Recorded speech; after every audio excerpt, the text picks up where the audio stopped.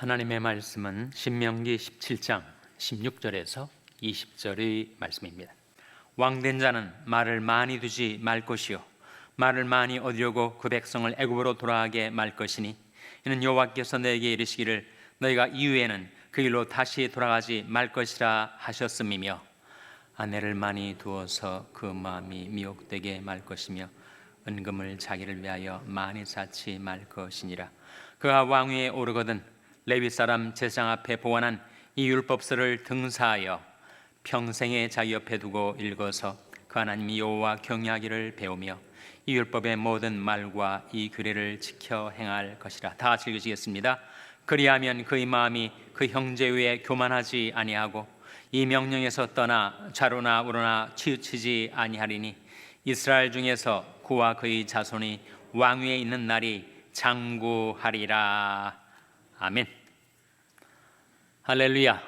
각 가정에서 온라인으로 주일 예배에 참석하신 여러분, 가정과 교회를 축복하며 평강의 복이 임하기를 기원하는 마음으로 샬롬 선포하시고 축복하시기 바랍니다. 샬롬. 샬롬. 오늘도 주일 예배에 잘 나오셨습니다. 지난 주간에는 한국에 큰 선거가 치러졌습니다. 서울시장과 부산시장을 보궐선거하는 선거가 치러졌는데 결과는 여당의 참패, 야당의 압승으로 끝났습니다. 왜 승승가도를 달리던 여당이 참패를 하게 되었는가? 여러 정치적인 이유, 사회경제적인 이유가 거론이 되죠. 그것은 바로 LH 사태, 한국의 토지주택공사에서 일어났었던 권력과 정보를 이용한 불공정한 부패 사건, LH 사건 때문이다. 또는 현 정권의 내로남불 때문이다. 내로남불이라는 말이 유명해져 가지고 미국 뉴욕 타임스에도 그대로 나옵니다. 내가 하면 로맨스, 남이 하면 불륜. 똑같은 잘못을 저지르고도 남은 불륜으로 비난하고 자신은 로맨스라고 자화자찬하는 내로남불이 현 정권이 문제다. 또는 워낙 유동성을 시중에 많이 풀어놔가지고 아파트의 공시지가가 공시가격이 너무 올라가지고 거기다 세금을 때리니 시민들이 아우성, 조세 저항이 일어나서 그 분노 때문에 이렇게 여당이 참패를 한 것이다 등등의 이유를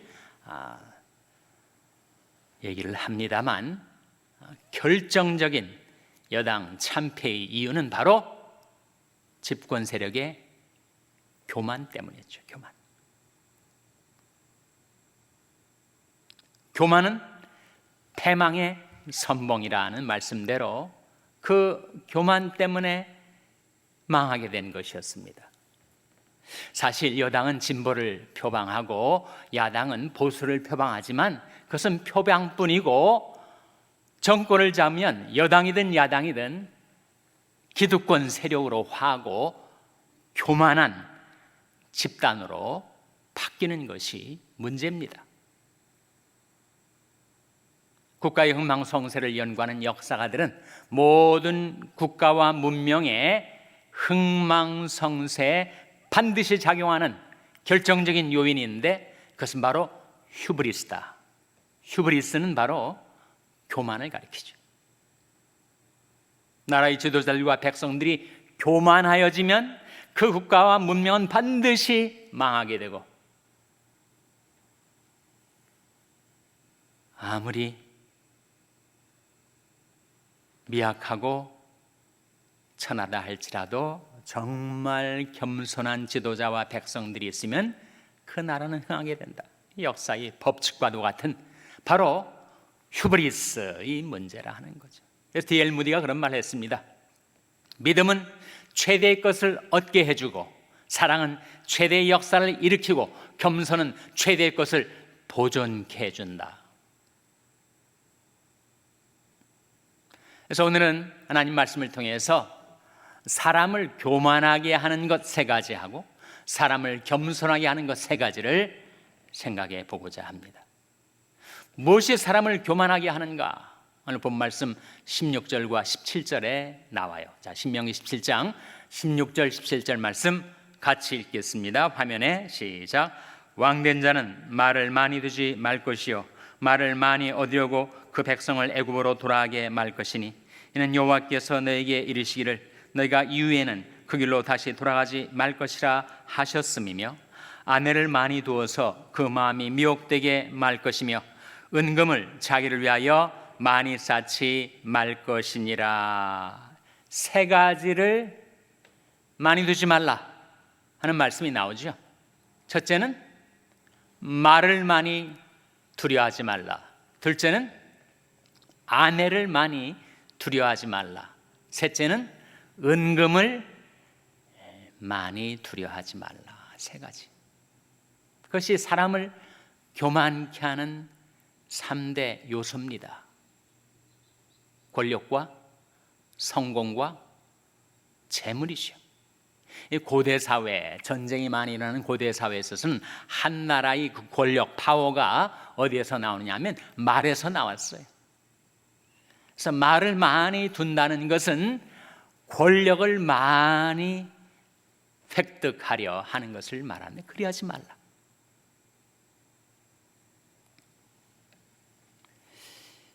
오공 시절에 전두환 전 대통령이 그때까지는 여전히 불교 신자였는데 그가 단임을 하고 물론 할 수 없이 60 민주화 항쟁에 의해서 할 수 없이 정권을 내놓으면서 인터뷰를 하는 그 인터뷰의 한 내용이 제게 오래 기억에 남습니다. 자기가 대통령의 권력을 한번 잡아봤더니 거기에 사탄적인 요소가 있더라. 불교 신자가 쓰는 용어가 아니죠. 사탄적인 요소가 권력에 있더라 하는 겁니다. 사람이 권력을 잡으면 아무리 자기가 교만하지 않으려 해도 어쩔 수 없이 그 마음이 교만해지게 된다는 거예요, 여러분. 한여름에 햇빛이 막 내려 쪼이는데 내가 열받지 말아야지 하면서 아무리 그렇게 마음에 다짐을 해도 햇볕에 있으면 열을 받는 거예요. 권력을 잡아가지고 모든 사람이 자기에게 고개를 숙이고 자기를 추워주고 높여주면 내가 겸손해야지 아무리 마음을 먹어도 자기도 모르게 그 마음이 높아지게 됐다는 거예요. 권력이 사람을 교만케 합니다. 둘째로 사람을 교만케 하는 것이 이게 아내를 많이 두지 말라는 말씀이 나오는데 일부 다처제 사회에서는 한 사람의 성공, 한 사람의 실력이 마치 얼마나 많은 아내를 두었는가에 의해서 나타난다는 거예요. 아내를 많이 두지 말라라는 말씀이 의미하는 것은 바로 성공, 출세, 성취, 성과, 그것이 사람을 교만케 합니다. 미혹하는 힘이 있어요. 속이는 힘이 있습니다. 자기가 노바디인데 아내를 많이 두어서 또 인생에서 많은 성공을 거두어서 내가 썸바디구나, 대단한 인물이구나 라는 착각에 빠져들게 만드는 것이 바로 인생에서의 성공과 성취라 하는 거죠. 셋째로 은금을 많이 쌓아두지 말라. 재물이 사람을 교만하게 만듭니다. 부자는 가난한 사람보다 또는 평범한 사람보다 훨씬 교만해질 가능성이 높아요. 그 성향이 더 셉니다. 예수님께서 그런 말씀하신 거 기억하시죠? 부자가 천국에 들어가는 것이 낙타가 바늘구멍에 들어가는 것보다 더 어렵다. 얼마나 어려우면 부자가 천국에 들어가기가 얼마나 어려우면 그 말씀을 하셨겠어요? 왜 재물이 많으면 교만해지는가? 그 재물의 풍부함을 의지하고 하나님을 자기 힘으로 삼지 않으니까. 제 악으로 제 인생을 든든히 세울 수 있다고 생각하니까. 시편 52편 7절 말씀 같이 읽겠습니다. 시작. 이 사람은 하나님으로 자기 힘을 삼지 아니하고 오직 그 재물의 풍부함을 의지하며 제 악으로 스스로 든든케 하던 자라 하리로다. 재물이 사람을 교만케 합니다. 근데 부자이면서도 겸손한 사람, 부자이면서도 정직한 사람, 정말 희귀한 사람이죠. 그런 사람들이 실제로 있는데, 부자면서도 겸손한 사람은 그는 각별한 하나님의 은총을 받은 자임에 분명합니다. 재물이 많으면 내 마음이 자고해질 수밖에 없는데, 그 많은 재물에도 불구하고 여전히 겸손한 심령으로 살아가는 사람이 있다면 그는 특별한 은혜를 입은 자이죠. 그래서 사람을 교만하게 하는 것이 세 가지가 있는데, 그것은 바로 권력과 성공과 재물이라는 겁니다. 그걸로 인해서 교만해지면 어떻게 되는가? 교만해지면 어떻게 된다고요? 잠언 16장 18절 말씀 화면에 같이 읽겠습니다. 시작. 교만은 패망의 선봉이요 거만한 마음은 넘어짐의 앞잡이이니라. 이것이 영적인 법칙, 영적인 철칙입니다. 교만은 패망의 선봉이요, 즉 사람이 마음이 교만해지면 그는 얼마 있지 않아서 반드시 패망하게 되고, 그 마음이 거만해지면 그는 얼마 있지 않아서 꼭 넘어지게 돼 있다.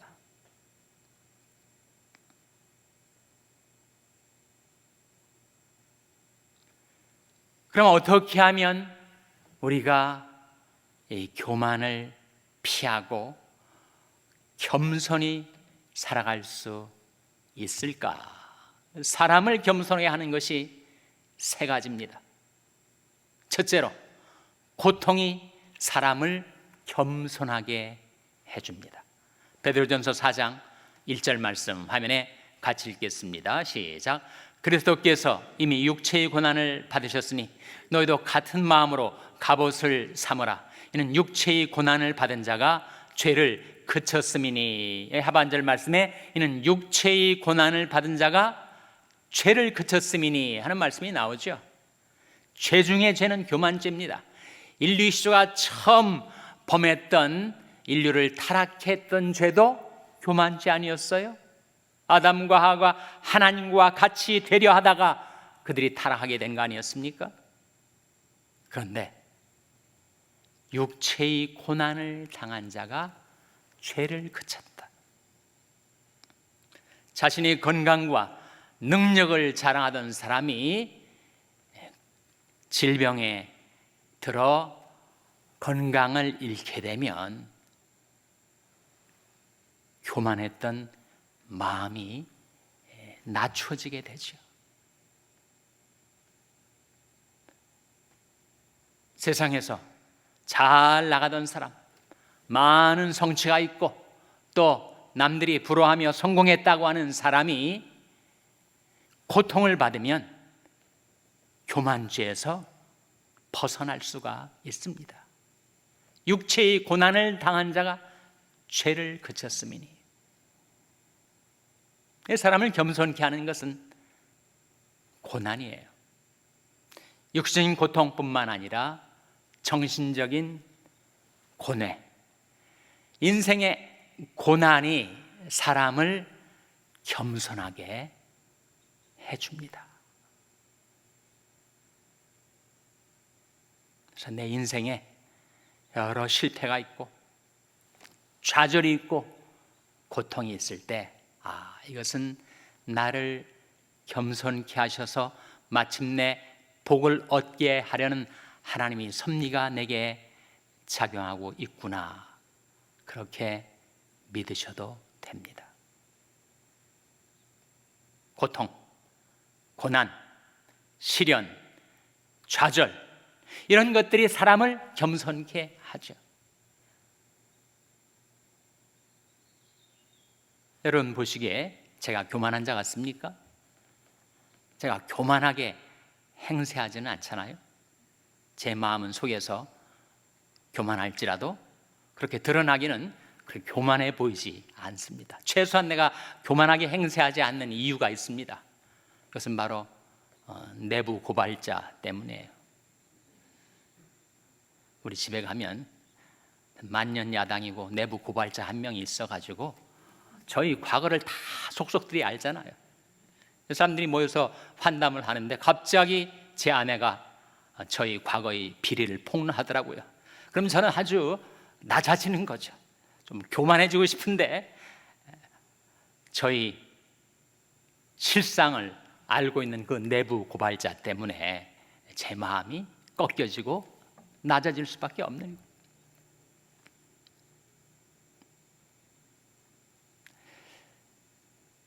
세들백 교회 릭 워린 목사님이 그런 얘기를 했습니다. 사람을 겸손하게 만드는 것은 고통이다. 우리는 고통 속에서 나의 실상을 알고 내가 할 수 없는 죄인이구나 깨닫게 되는 거지. 요셉과 같은 사람, 당대 세계 최대 강대국이었던 이집트의 국무총리, 교만해질 수밖에 없지 않겠어요? 그러나 끝까지 그가 겸손하게 형제들을 부둥켜 안고 눈물을 흘릴 수 있었던 그 마음의 겸손은 어디에서 나오는 것인가? 그가 받았던 13년간의 연단 때문이죠.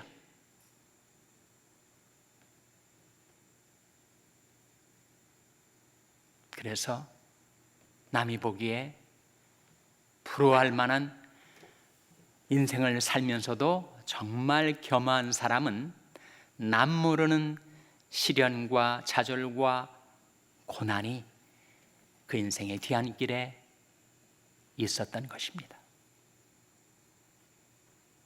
요셉의 13년의 고난,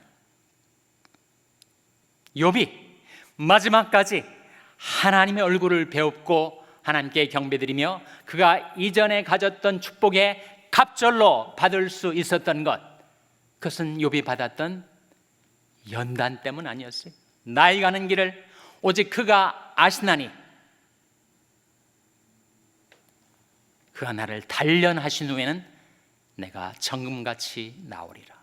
마음속에 온갖 교만, 오만, 자만, 온갖 불순물들이 섞여 있었을지라도 그가 고난을 통과하면서 정금같이 단련을 받은 거죠.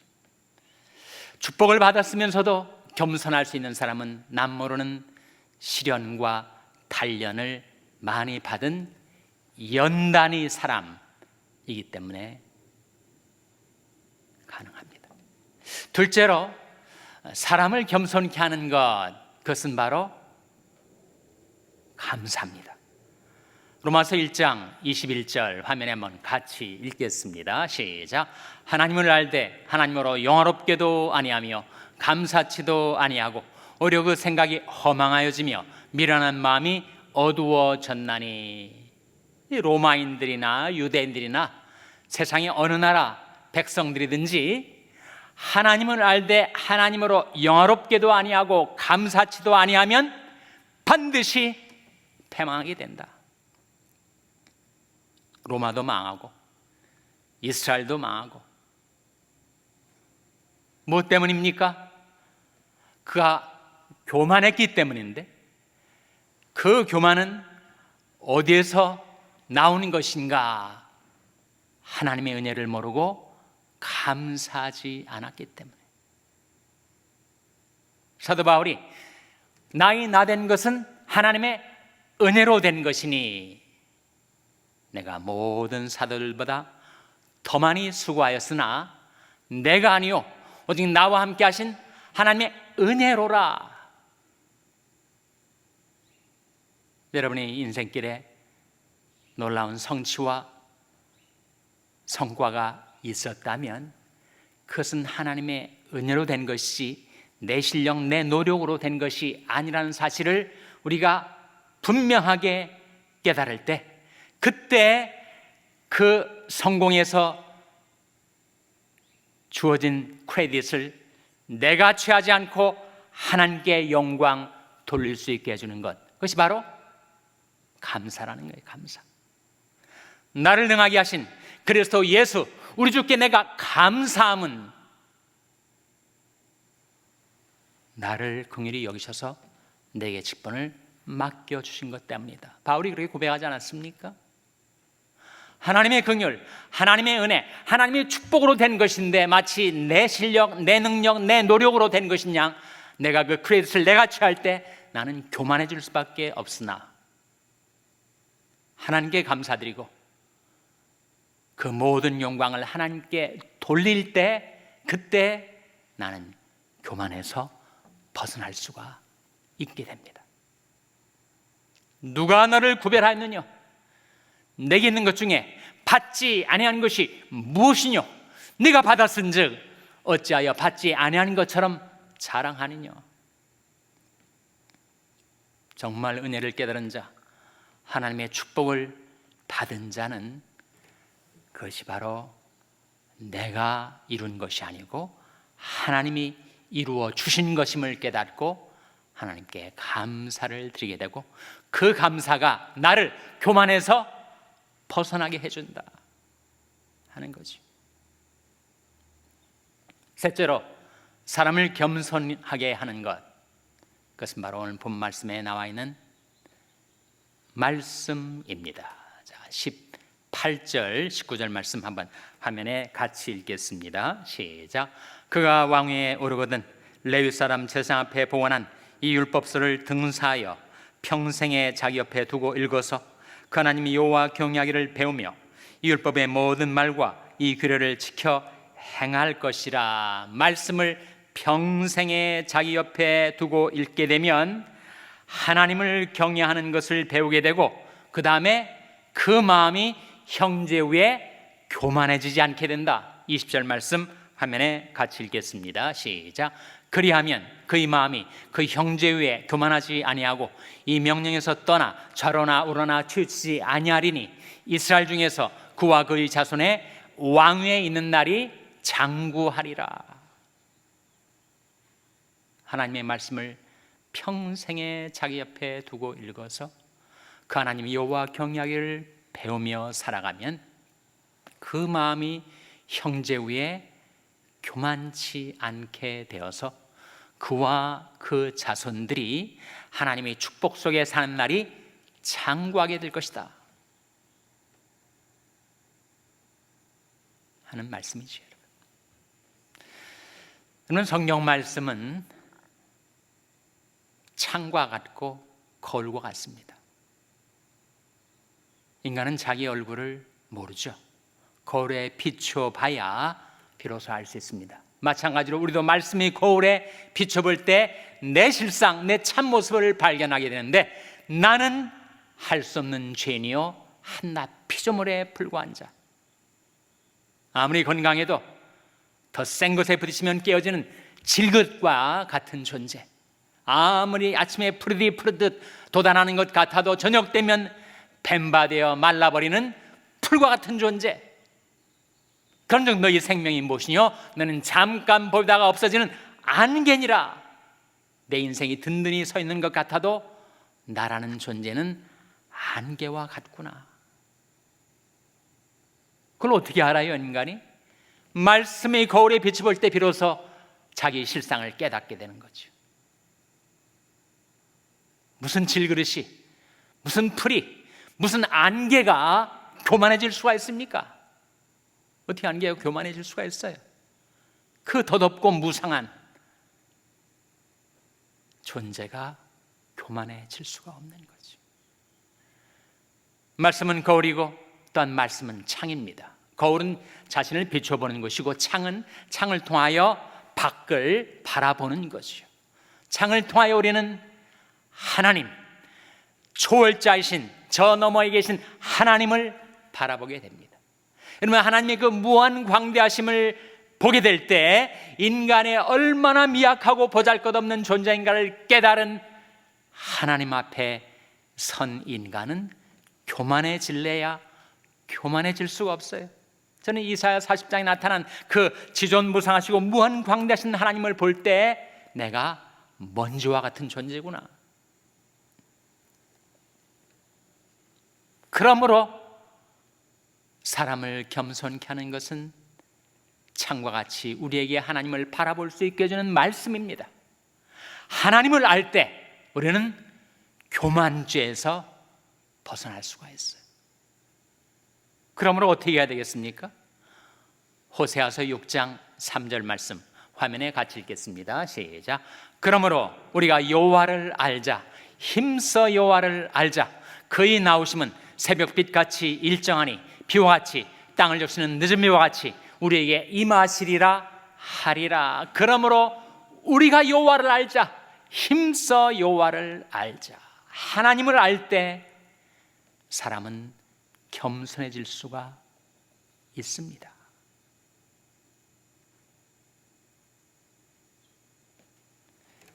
개인이든 나라든 문명이든 흥망성쇠의 과정 속에 무엇이 망하고 쇠하게 하는가? 그것은 휴브리스, 교만이고, 무엇이 나라든 개인이든 문명이든 흥하고 성하게 하는가? 그것은 바로 겸손이다. 그럼 그 법칙을 예수님께서 너무 간명하게 한 구절, 한 문장으로 이렇게 압축 요약해 주셨어요. 누가복음 14장 11절 화면에 같이 읽겠습니다. 시작. 무릇 자기를 높이는 자는 낮아지고 자기를 낮추는 자는 높아지리라. 이것이 영적인 법칙입니다. 철칙이에요. 자기를 높이는 자, 교만한 자는 반드시 낮아지게 되고 겸손한 자는 높아지게 됩니다. 사람을 교만하게 하는 것 세 가지, 그것은 바로 권력과 성공과 재물이고, 사람을 겸손하게 하는 것 세 가지, 그것은 바로 고통과 감사와 말씀입니다. 그러므로 하나님의 능하신 손 아래서 겸손하라.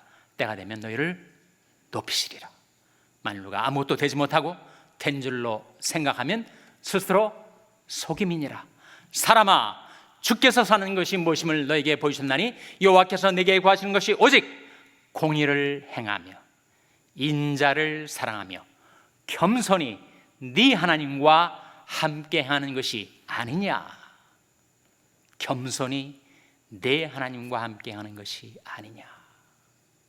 겸손히 하나님과 함께 행하여 평강 가운데 살아가시는 여러분 되시기를 주님의 이름으로 축원합니다. 기도하시겠습니다.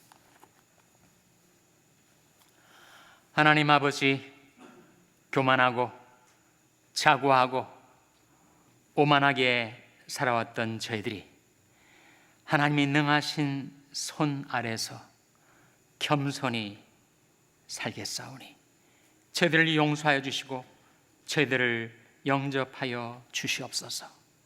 하나님이 저희들에게 바라시는 것이 겸손히 내 하나님과 함께하는 것이 아니냐 하신 말씀을 기억하고 겸손히 하나님과 동행하여 평강 가운데 살아가게 해주시기를 바라옵고 예수님의 이름으로 기도하옵나이다. 아멘.